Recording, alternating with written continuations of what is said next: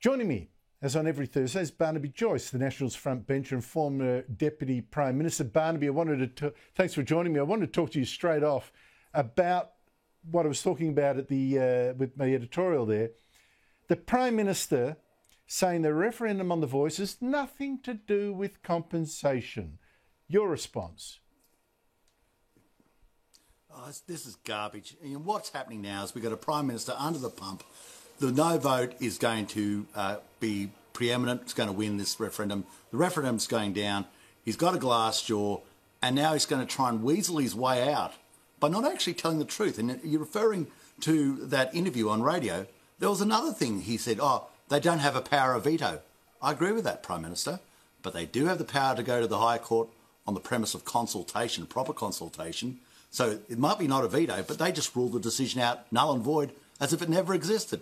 And of course there's a treaty. Everyone's been talking about it. He went to the Garma Festival and said he was going to do the reconciliation in full. And then we got all these quotes from him. And he goes into a radio studio and just sort of thinks that the whole world's a fool. The whole world's a fool.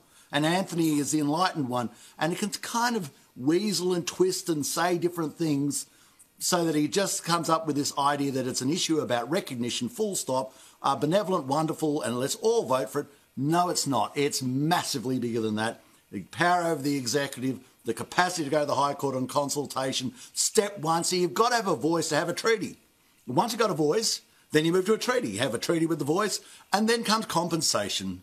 And that's where it goes into the skyrocket and you start paying out the big dollars one after the other. Night follows day. You're seeing exactly the same process ahead of time in Victoria. You know, it's interesting. You mentioned people, this idea of a veto, that's a red herring. The issue is, as you described, that this voice can keep going to the court saying we weren't consulted properly.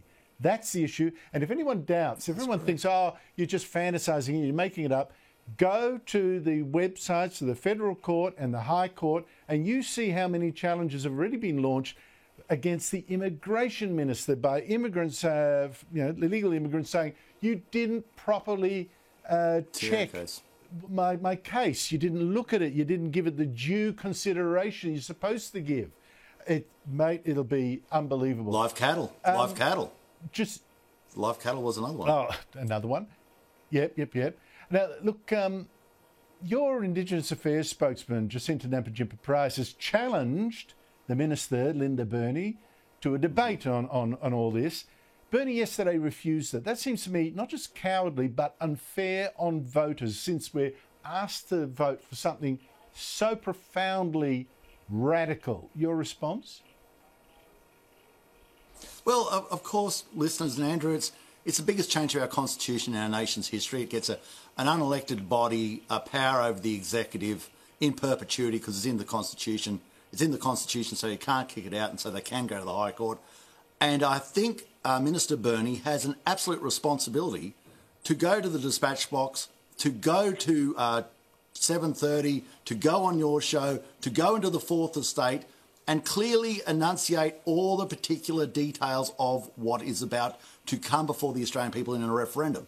Now, what Minister Nampijinpa-Price is saying is, you don't seem to be doing this, so I'm asking you, let's have the debate. And then the Australian people can listen to both sides in a transparent form and can make an informed decision, because that's what's lacking at the moment.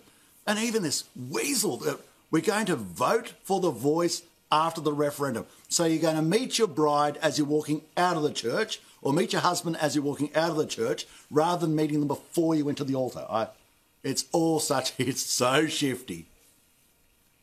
Look, she doesn't have the confidence in being able to argue for the Voice in a debate against... And she shouldn't be the minister. Jacinta Nampijinpa-Price, then maybe there's something actually wrong with the product, you know.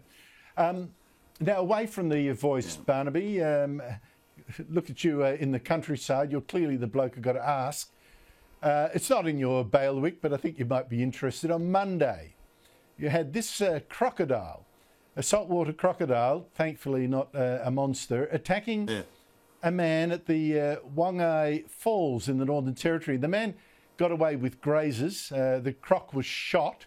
But now the Territory's Chief Minister says she might have to have a cull of crocodiles. So other crocodiles are going to pay for this.